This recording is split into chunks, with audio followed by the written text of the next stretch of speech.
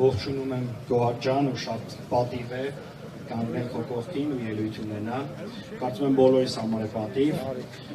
Չնայած բոլոր սահմանափակումներին, իսկական հայերը, չնայած ազատությունների սահմանափակումներին, նրանք պայքարում են։ Հենց պայքարող տեսակը կանգնած է իմ կողքին, իմ բոլոր կողքերը եւ իմ շուրջը սիրելի հայրենակիցներ, պայքարող տեսակը նաեւ դատարանի դահլիճում է, ոչ միայն այսօր, նաեւ բոլոր դատական նիստերին, որոնք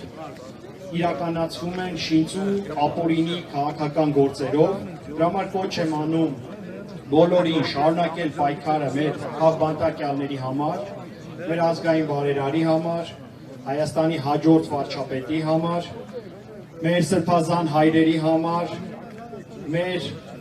հայրենիքի համար պայքարող մարդկանց ազատության համար։ Իսկ ազատություններին, բոլոր ազատություններին այդ մարդկանց մենք հասնելու ենք շատ շուտով, ընդամենը 53 օրից։ Մենք ունենալու ենք ուժեղ Հայաստան, ուժեղ վարչապետի գլխավորությամբ։ Հայաստանում վարչապետ չի կարող լինել մեկը, ով իր աթոռը պահելու համար շարժվում է պարզ բանաձևով, ներքին բռնաճնշումներ եւ արտաքին զիջումներ։ Սա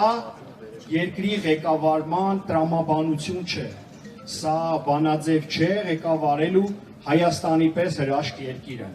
Դրա համար մեզ անհրաժեշտ են հենց այն փոփոխությունները,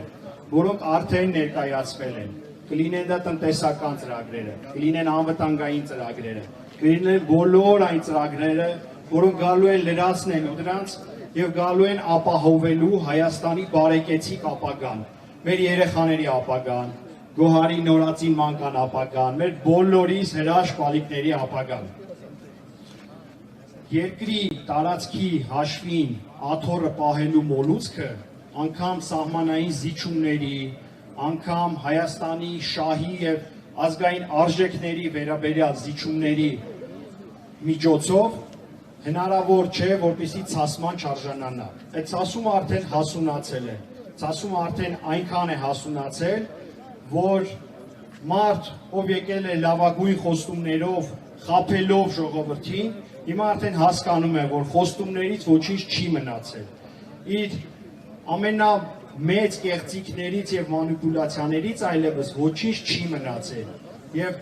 մարդիկ այլևս չեն հավատում։ Դրա համար նա անցնում է ամենավերջին միջոցներին, փորձելով ճնշումներ գործադրել, փորձելով սահմանափակել մարդկանց կամքը։ Բայց լավ իմացեք, մեր կամքը երբեք չի սահմանափակվելու։ Քանի իմ կողքին կանգնած է լինելու Գոհարը, քանի մեր կողքին կանգնած եք լինելու դուք, քանի մեզ ղեկավարելու եւ առաջնորդելու է հաջորդ վարչապետ Սամվել Կարապետյանը։ Ազատություն Սամվել Կարապետյանին եւ փոփոխություններ մեր երկրի բարեկեցիկ ապագայի եւ անվտանգ ապագայի համար, մեր երեխաների հարատև խաղաղ ապագայի համար, իսկ խաղաղությունը լինելու է իրական եւ մշտական։ Ազատություն Սամվել Կարապետյանին։